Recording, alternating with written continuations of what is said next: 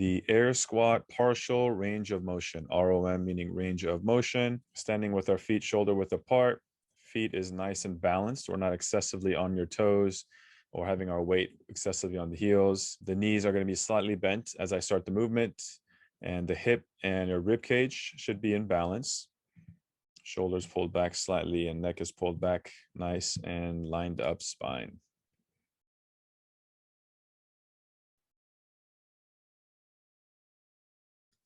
So initiating the movement by bending the knees or loosening the knees slightly, bending at the hips and bringing our hips back slightly. The hands go forward as a counterbalance for our hips going back. And we don't want to excessively reach forward with our shoulders or our neck, just raising up the hands.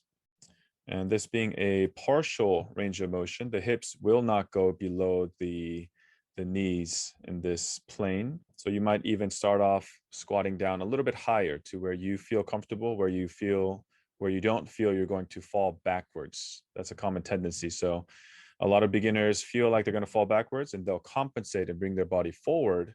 So we want to just go low enough where you can keep your body in balance right in the middle of your feet, and you're going low enough to where you feel a challenge. The eyes are looking straight forward. We're breathing at the top of each rep. So we slowed it down just a little bit. So as beginners, people sometimes want to move a little bit quickly, but I would suggest going slowly helps you understand how your body feels at each angle of this squat when you're going up and down from the movement.